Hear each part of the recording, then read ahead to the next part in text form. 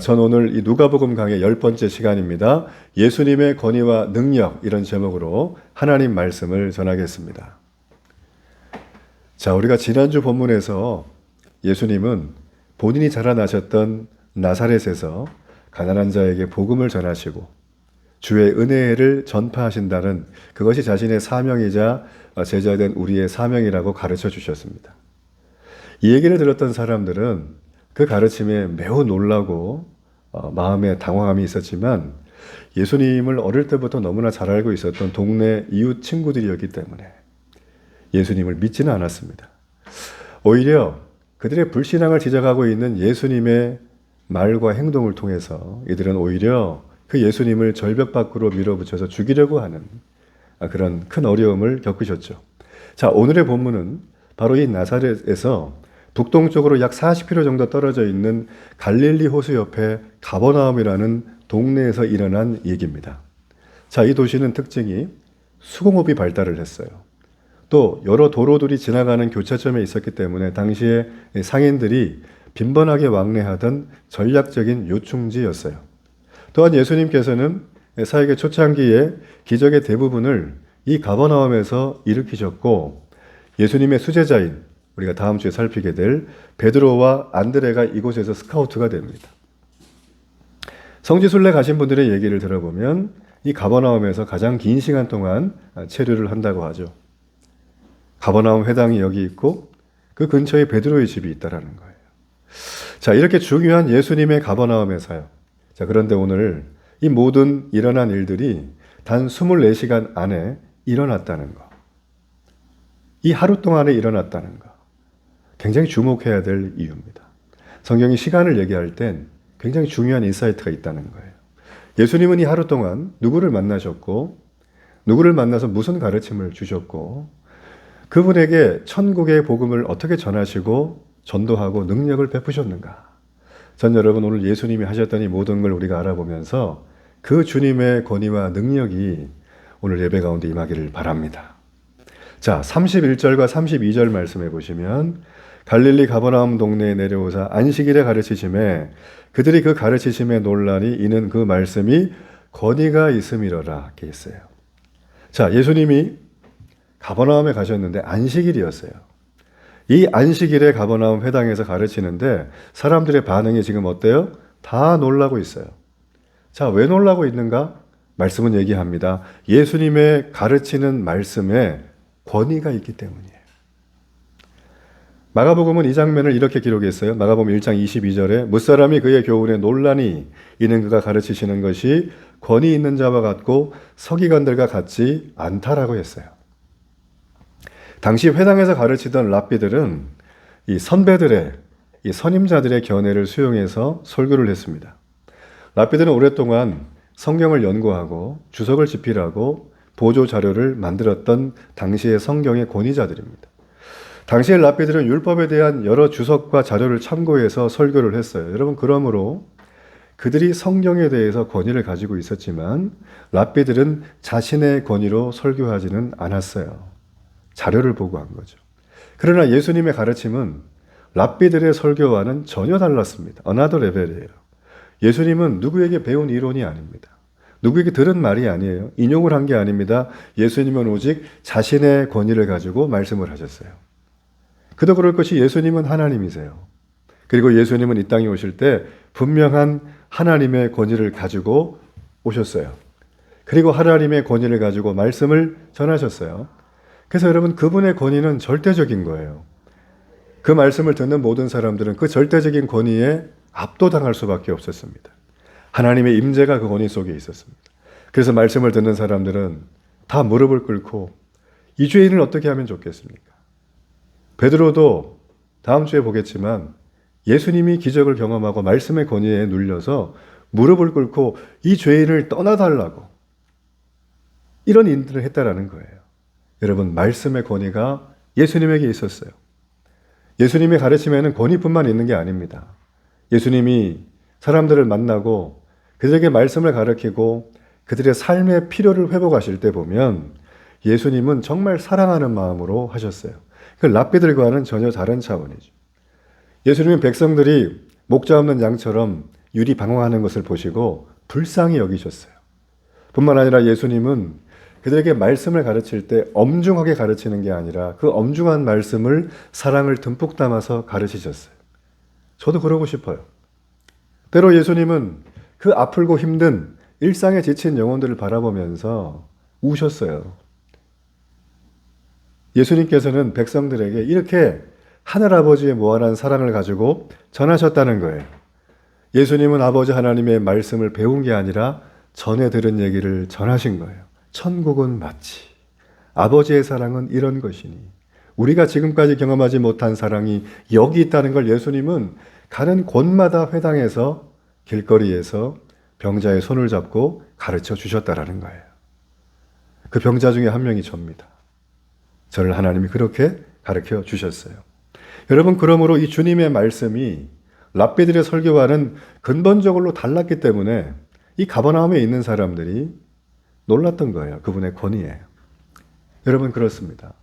오늘 우리가 듣고 있는 주의 설교 말씀은 하나님의 절대적이고 권위 있는 말씀인 줄로 믿습니다. 인간 목사가 설교를 하지만 여기에는 하나님의 권위가 있는 생명의 말씀이라는 거예요. 이 말씀이 여기 우리에게 들려지고 있다는 건 하나님이 여러분을 사랑하고 있다는 증거입니다.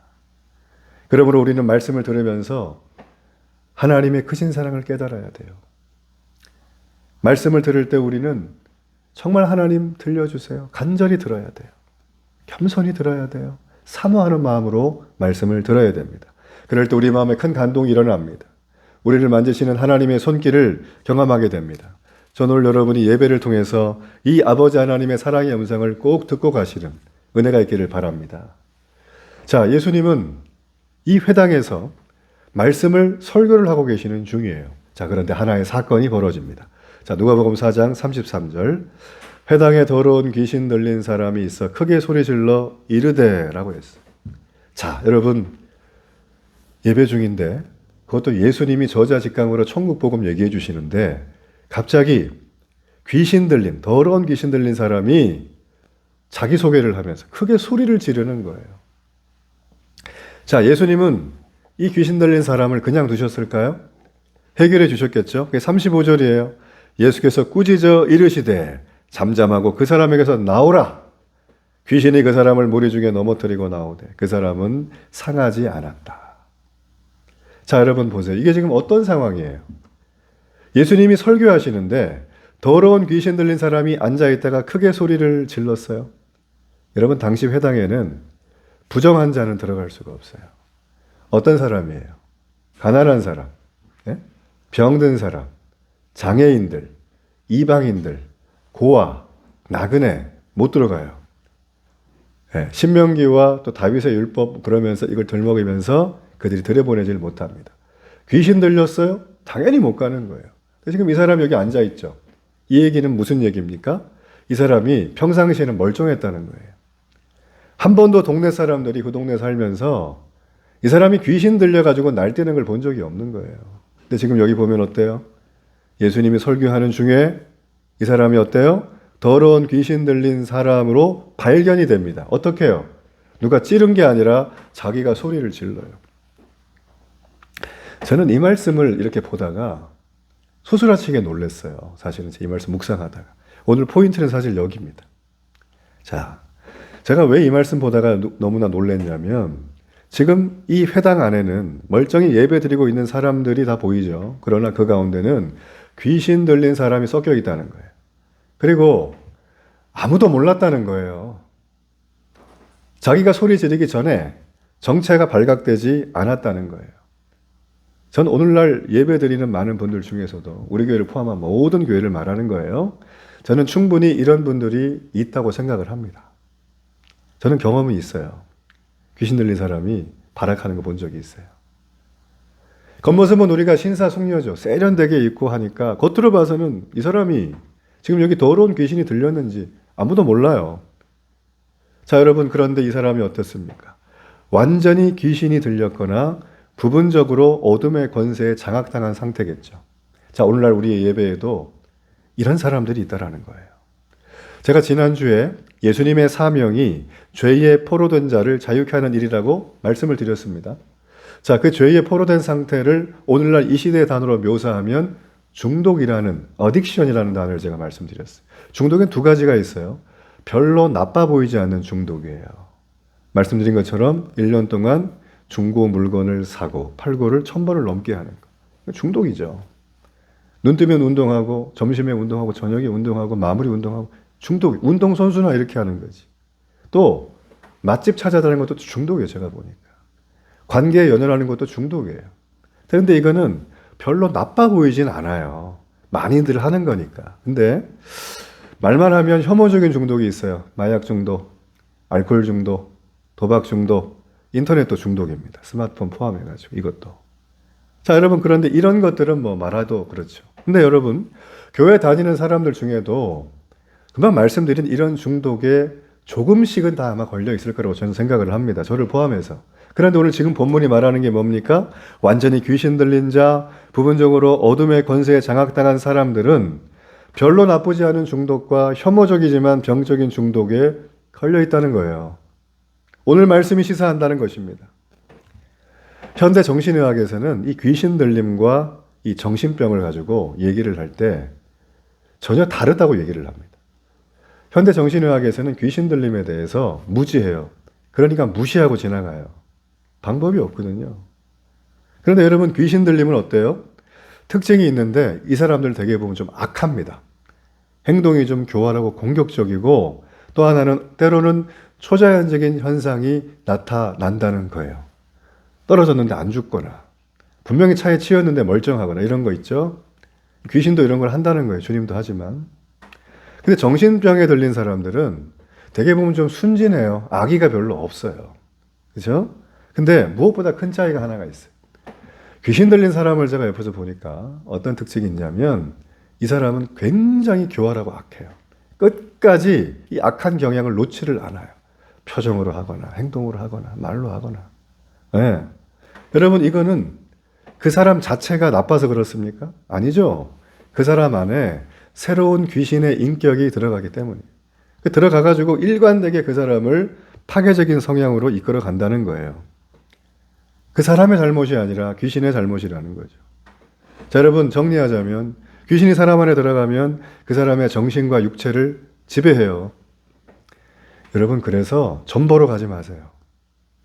운세 보지 마세요. 이거 큰일 납니다. 사울 왕이 이스라엘의 초대 왕이 돼서 전쟁에 나갔는데 자꾸 져요. 그러니까 너무 궁핍하잖아, 마음이. 그 예배를 드린다고 제사장 사무엘한테 제사 좀 지내자고. 근데 제사장이 늦게 오네요. 자기가 예배 드려버리는 거예요. 큰일 나는 건데. 그리고 나서 계속 코너에 몰리니까 어떤 일이 있었냐면, 지금으로 말하면 점령술사, 죽은 홀령 불러내가지고 말하는 술사를 찾아가요. 당시에 이스라엘의 술사는 돌 맞아 죽어야 되는 사람들이에요. 누가 찾아가요? 하나님이 기름 부은 왕이 직접 찾아가요. 또 변장하고 밤에 몰래. 그죠? 사울 왕의 끝은 긴 설명 안 드려도 여러분 잘 아십니다. 결국 그 사람은 은혜를 입었지만 떠나요, 하나님을. 네? 여러분, 그러므로 우스갯소리라도 여러분 점 보는 얘기, 운세 얘기, 구하는 얘기, 사주 얘기 하지 않기를 축복합니다. 자, 여러분, 그래서 이 귀신이 사람 안에 들어가서 정신과 육체를 지배하는 게 오늘날 버전으로 중독이라고 하는 단어. 그럼 중독이 뭔가? 이 본문을 가지고 얘기를 하자면 사람의 정신과 육체를 완전하든 부분적이든 어둠의 영인 마귀가 장악한 상태인데 이거를 자신의 힘으로 벗어나지 못하는 상태. 장악되어 있는데 벗어나질 못해. 우리는 그럴 때 어떻게 하죠? 삶을 놓아버리죠. 응? 더 이상 삶에 소망이 없어. 그 청년들이 그래서 극단적인 선택하는 거 아니에요? 사업하던 5, 60대들이 힘들어가지고 어디 뭐 멀리 가시는 거 아니에요? 바로 이런 상태인 거예요. 이런 상태. 자, 오늘 본문의 이 말씀, 바로 이런 정황 가운데 있습니다. 근데 예수님이 말씀을 선포하고 계셨어요. 생명의 말씀을 선포하고, 말씀을 선포하니까 하나님의 거룩한 임재가 있고 하늘의 문이 열고 성령께서 말씀을 쫙 가지고 임하시니까, 아니, 예수님 한마디도 말한 적 없어요. 귀신이 나가라 한 적이 없는데 귀신 들린 개가 스스로 자기소개하면서 소리 지르고 발악을 하고 있는 장면이라는 거예요. 여러분, 빛이 강렬하면 어둠이 발붙일 틈이 없습니다. 하나님의 임재가 있으면 어둠이 여러분에게 발붙일 틈이 없다라는 거예요.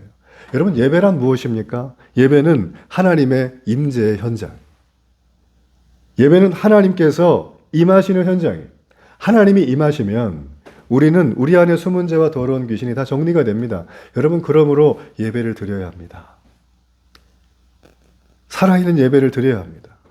살아있는 예배는 우리의 몸과 마음과 정신, 일상이 늘 하나님과 연결된 상태. 이게 바로 살아있는 예배인 줄로 믿습니다.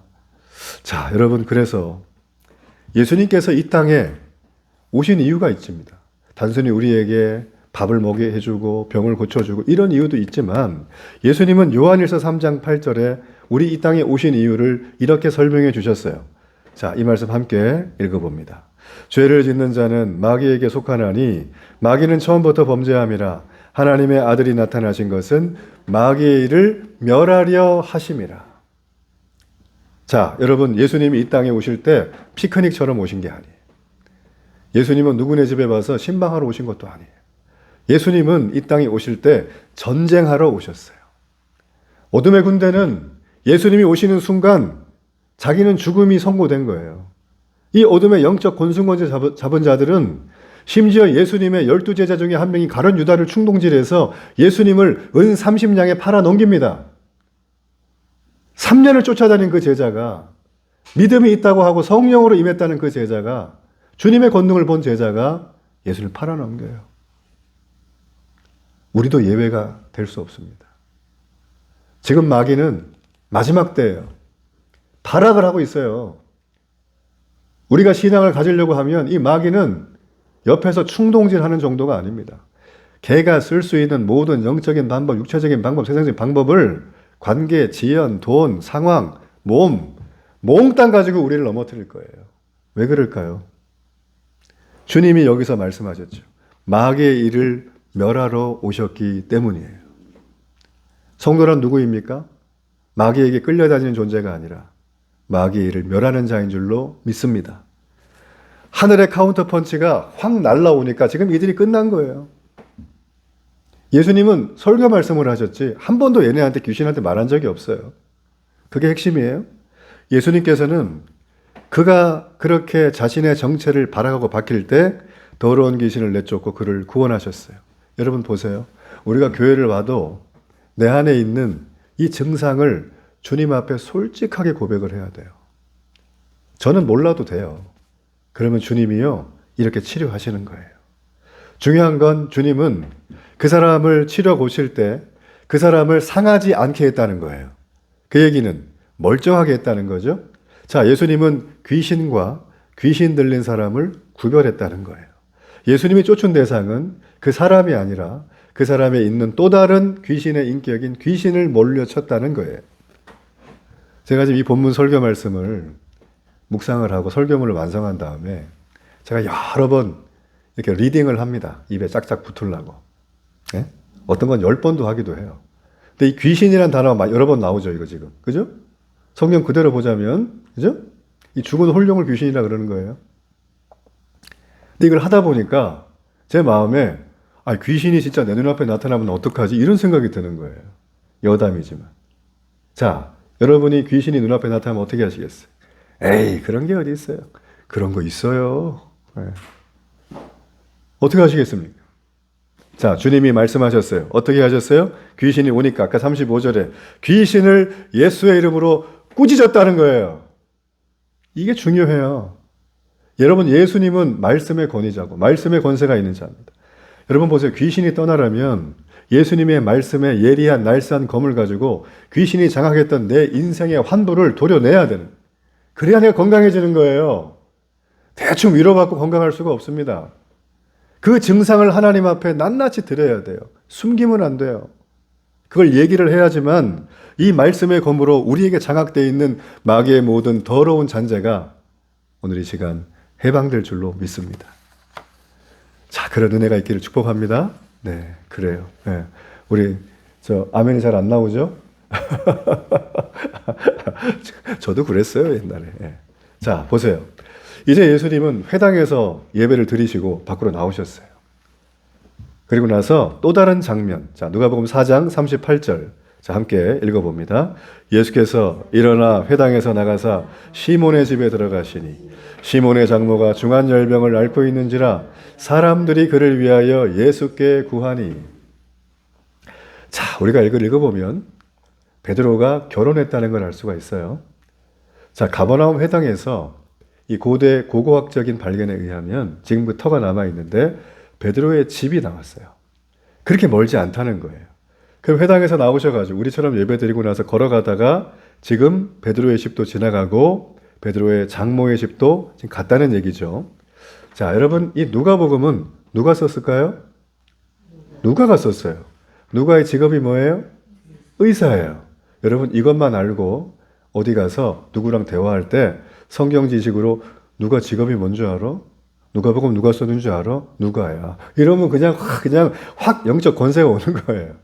자, 여러분, 의사의 특징은 지금도 의사는 공부를 많이 해야 되죠. 이때도 글을 읽을 수 있는 사람이 거의 없는 시대에 의사가 정도 됐으면 이 사람은 거의 뭐 아주 똑똑한 사람입니다.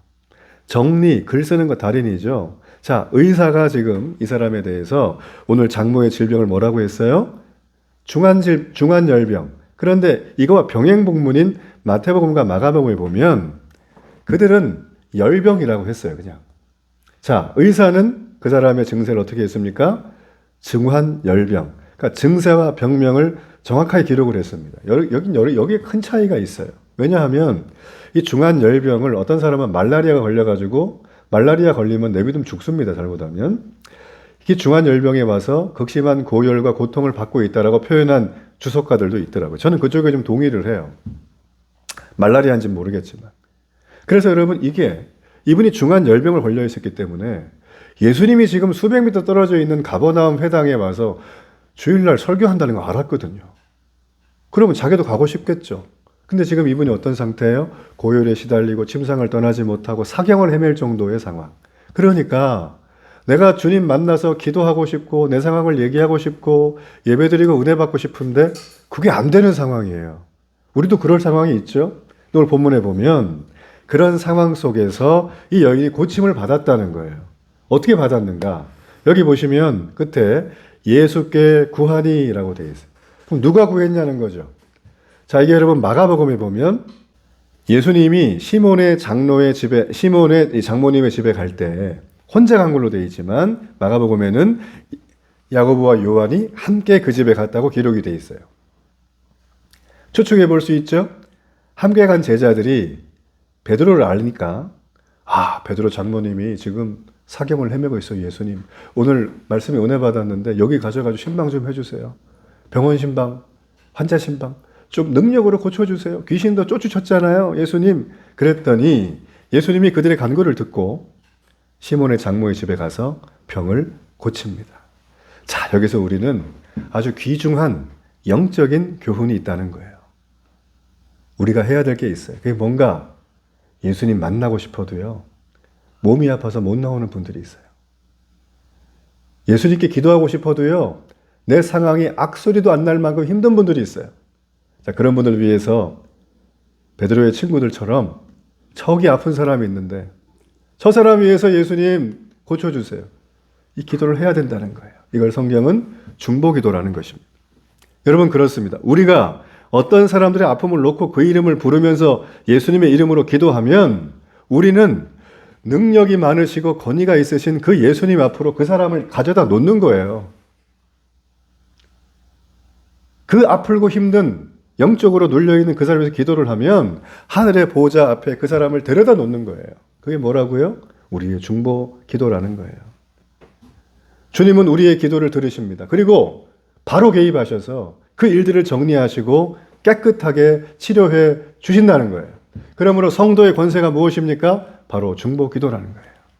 저는 기도의 용사가 되기를 바랍니다. 기도를 놓치지 마세요. 그러면 목사님, 누굴 위해서 기도해야 돼요? 기도할 사람 너무 많은데? 제가 여러분께 팁을 드릴게요. 가까이 있는 사람부터 기도하세요.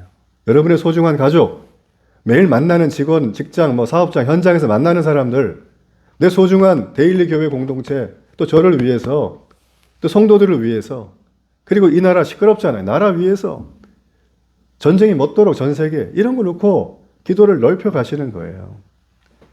우리가 왜 쉬지 말고 힘써 기도해야 되는가? 이유는 하나입니다. 주님이 우리의 중보 기도를 들으시고 응답하신다는 사실이에요. 저는 부족하지만 기도 수첩을 가지고 다닙니다. 이 기도 수첩에는 많은 이들의 이름과 상태, 그리고 그 교회들과 나라와 세계를 위한 기도 제목이 성령이 주실 때마다 제가 이렇게 적어 놓는 것들이 있어요. 매일 기도할 때마다 전 기도 제목을 보며 기도합니다. 물론 여러분이 연초에 내셨던 올해 기도 제목도 기도합니다. 저는 걸을 때, 운전할 때, 운동할 때 이게 자꾸 생각이 나면 계속 기도를 해요. 하나님 앞에. 이게 얼마나 좋은지 몰라요. 여러분, 신앙이 좋다는 건 뭡니까?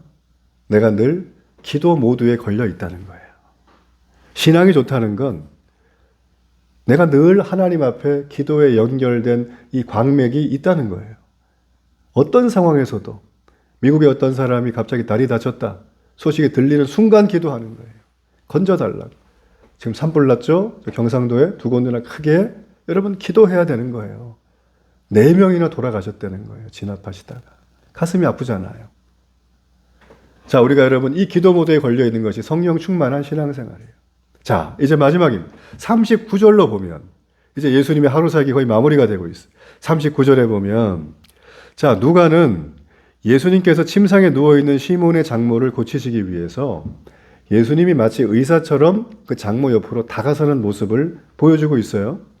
자, 의사가 누가가 지금 기록하고 있는 이 내용, 병자를 고치는 모습을 묘사를 한 건데, 자, 열병을 치료하기 위해서 예수님이 열병을 치료하는 한 장면이 나와요. 자, 뭐 손을 얹고 기도했다거나, 뭐 다리를 이런 게 없죠? 없어요? 뭐라고 합니까? 그냥 옆에 서가지고 어떻게 하셨어요? 열병아 떠나가라. 이걸 꾸짖었다고 표현하는 거예요. 여러분, 예수님은 그렇습니다. 귀신만이 아니라 질병도, 바람도, 파도도 꾸짖으셨어요. 그랬더니 그들이 그 내 모든 것들이 다 복종하는 거예요. 야, 성경 보다가 이게 이해가 안 됩니다. 어떻게 성난 넘실대는 태풍의 파도가 멈춰질 수 있냐는 거예요. 그렇죠? 여러분, 이게 왜 가능한가? 왜 복종했는가? 간단해요. 예수님이 그 모든 거에 만왕의 왕이기 때문이에요. 예수님은 그것의 창조주이기 때문이에요. 예수님이 그것을 다스리는 분이기 때문이에요. 주님을 믿는다는 건 그 주님의 다스림 안에서 우리가 보호를 받고 있다는 뜻이에요. 아멘? 주님을 믿는다는 건 바로 그거라는 거예요. 여러분, 그러므로 우리는 이 주님의 통치 앞에 걸어가야 될 줄로 믿습니다. 자, 그런데 놀라운 장면, 마지막에 이런 장면이 있어요. 예수님이 장모님 고쳐줬는데 시몬의 장모를 이 여인이 즉시 일어나가지고 예수님과 제자들에게 수종을 든대요. 섬긴대요. 자, 저는 이 본문을 묵상하다가 상상력을 발휘해봤어요. 지금 오전에 예배하고 오셨죠? 귀신 쫓는 놀라운 또 에너지를 쓰셨죠? 그 지금 여기 와가지고 또 이런 일을 하고 계시죠? 그럼 지금 무슨 타이밍일까요? 점심이니까. 밥 드셔야죠. 저는 섬겼다는 이 말을 보고, 소중했다는 이 말을 보고 식사를 준비해서 차려준 것 같아요. 근데 잘 생각을 해보세요. 사경을 헤매던 여인이에요. 중한 열병. 곧 죽어요. 잘못하면 열병 때문에. 더 이상 가망이 없어요. 말도 못할 지경에 있었는데 누군가 옆에서 중보기도 해줘가지고 예수님 와가지고 고쳐주잖아요. 그러면 고침 받았으니까 한 2, 3일 정도 몸을 좀 회복하고 죽도 먹고 일주일 후에 예수님 제자들과 함께 저희 집에 한번 신방 오시죠. 일주일 뒤에 12시 오시면 되겠어요. 이렇게 하면 되잖아요. 근데 지금 이 여인은 어떻게 하죠? 즉시 일어나가지고 기운을 즉시 차리고 바로 완전히 회복된 모습으로 예수님과 제자를 섬겼다. 자, 여러분, 우리는요, 주님의 치유에 대해서 우리의 생각으로 치유받기를 기대해서는 안 됩니다. 주님의 치유는 성경에 보면 즉각적이에요. 그리고 완전해요. 믿으십니까? 그 치유를 경험하기를 원하십니까? 제가 오른쪽 무릎 인공관절 수술하고 누워 계시는 윤춘자 성도님 여러 차례 찾아갔어요. 며칠 전에 찾아가서 말씀도 나누고 대화도 합니다. 그리고 나올 때 제가 이제 치유를 위해서 환부에 손을 놓고 간절히 기도를 하는데 저는 속으로 기도하는 게 있어요. 환자 제가 만났을 때마다. 무슨 기도하냐면 질병과 바람과 파도도 꾸짖으시는 주님, 능력의 주님, 저는 그 능력이 없어요. 그렇지만 제가 주의 이름으로 기도할 때 이 사랑하는 성도님이 낫게 해 주시옵소서. 치료해 주시옵소서. 그분은 모르지만 그 기도를 하고 제가 기도를 해드리는 거예요. 제게 능력이 나오는 게 아니에요. 여러분 그렇습니다. 말씀의 결론을 맺. 우리 주님께서는 오늘도 우리의 병을 얼마든지 고쳐 주십니다. 우리 주님이 우리의 병을 고칠 때 우리는 오늘 시몬의 장모처럼 주님의 사랑을 온몸으로 느끼는 거예요. 너무 감동이 돼요. 완전한 치유, 깨끗한 치유. 그래서 주님이 병 고침을 내게 허락한다는 건 내가 참 복되고 은혜스러운 일이에요. 여러분 저는 묻고 싶습니다. 나는 주님을 만나고 병 고침을 받은 적이 있는가? 부분적으로 힘들어 있는 어둠의 영에 눌려 있는 그거, 내 영혼과 마음과 육신의 질병에 병 고침을 난 주님을 만나고 받은 적이 있는가? 그리고 주님의 손길의 사랑을 그를 통하여 경험한 적이 있는가? 여러분 내가 지금 아무 것이 없이 지금까지 그냥 왔으면 그것도 감사한 일이지만 앞으로 삶을 살아가며 이런 일들이 왔을 때 우리는 이 주님의 완전한 치유를 기대해야 됩니다. 내가 병으로 고통당할 때, 어려운 문제로 힘들 때 주님께 나가서 간절히 기도하십시오. 우리 주님은 그걸 들으세요. 하늘의 보좌를 내려오신 분인데 우리한테 안 오시겠어요? 오셔서 우리의 모든 기도와 내용들 가운데 역사하실 줄로 저는 믿습니다. 주님의 사랑과 은혜를 몸과 마음으로 충만하게 체험하는 이 한 주간 되길 주의 이름으로 축복합니다.